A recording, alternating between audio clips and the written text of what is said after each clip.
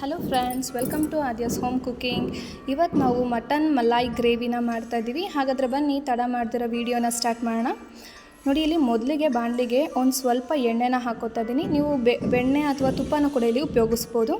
Next ಇದಕ್ಕೆ ಒಂದು ಮರಾಠಿ ಮೊಗ್ಗು, 3 ಲವಂಗ, 2 ಏಲಕ್ಕಿ, ಒಂದು ಸ್ವಲ್ಪ ಸೋಂಪನ್ನ ಹಾಕೋತಾ ಇದ್ದೀನಿ. ಹಾಗೆ ಒಂದು ಪಲಾವ್ ಎಲೆ, ಚಕ್ಕೆನೂ ಕೂಡ ಇಲ್ಲಿ ಸೇರಿಸ್ಕೊತಾ ಇದ್ದೀನಿ. ಅನಾನಸ್ ಹೂವಿದ್ರೆ ಅದು ಕೂಡ ಇಲ್ಲಿ ಹಾಕೋಬೋದು. ನೆಕ್ಸ್ಟ್ ಇದಕ್ಕೆ ನಾನು ಒಂದು ದೊಡ್ಡದು ಈರುಳ್ಳಿನ ಈ ಥರ ಸಣ್ಣದಾಗಿ ಕಟ್ ಮಾಡಿ ಹಾಕೋತಾ ಇದ್ದೀನಿ. ಈರುಳ್ಳಿ ಎಲ್ಲ ಒಂದು ಸ್ವಲ್ಪ ಟ್ರಾನ್ಸ್ಪರೆಂಟ್ ಆದಮೇಲೆ ಇದಕ್ಕೆ ಒಂದು ದೊಡ್ಡ ಸ್ಪೂನಷ್ಟು ಶುಂಠಿ ಬೆಳ್ಳುಳ್ಳಿ ಪೇಸ್ಟನ್ನ ಹಾಕೋತಾ ಇದ್ದೀನಿ. ಈಗ ಶುಂಠಿ ಬೆಳ್ಳುಳ್ಳಿ ಹಸಿ ವಾಸನೆ ಹೋಗೋವರೆಗೂ ಚೆನ್ನಾಗಿ ಫ್ರೈ ಮಾಡ್ಕೊಳ್ಳಿ.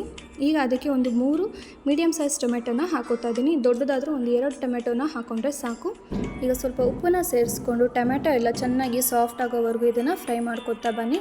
ಒಂದು 5 ನಿಮಿಷ ಇದನ್ನು ಮುಚ್ಚಿಟ್ರೆ ಬೇಗ ಬೇಯುತ್ತೆ.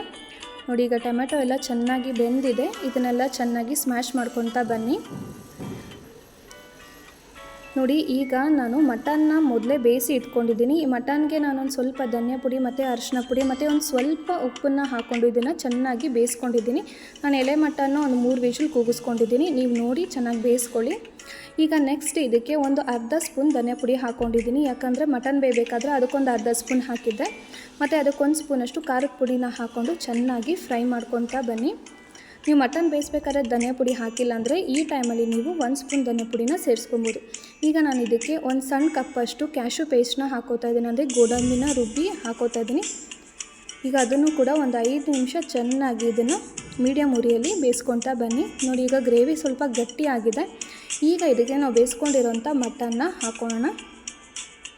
ಮಟನ್ ಹಾಕಿ ಒಂದು 5 ನಿಮಿಷ ಚೆನ್ನಾಗಿ ಇದನ್ನು ಮಿಕ್ಸ್ ಮಾಡ್ಕೊತಾ ಬೇಯಿಸಿ.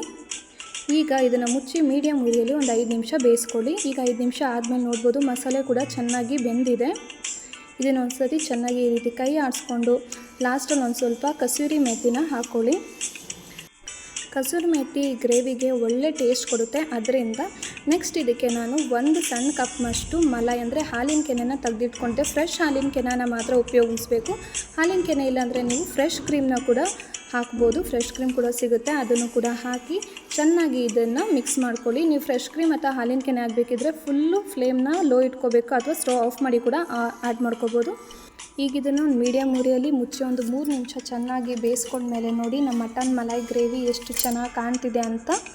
ಈಗ ಕೊನೆಯದಾಗಿ ನಾವು ಇದಕ್ಕೆ ಒಂದು ಸ್ವಲ್ಪ ಗರಂ ಮಸಾಲೆ ಪುಡಿನ ಹಾಗೆ ಫ್ರೆಶ್ಶಾಗಿ ಕಟ್ ಮಾಡಿರುವಂಥ ಕೊತ್ತಂಬರಿ ಸೊಪ್ಪನ್ನ ಆ್ಯಡ್ ಮಾಡಿಕೊಂಡು ಚೆನ್ನಾಗಿ ಮಿಕ್ಸ್ ಮಾಡಿಕೊಂಡ್ರೆ ನಮ್ಮ ಮಟನ್ ಮಲಾಯ್ ಗ್ರೇವಿ ರೆಡಿಯಾಗಿದೆ ಫ್ರೆಂಡ್ಸ್. ನೋಡಿ ಎಷ್ಟು ಕ್ರೀಮಿ ಆಗಿದೆ ಅಂತ, ನೋಡೋಕ್ಕೆ ಎಷ್ಟು ಚೆನ್ನಾಗಿದೆ.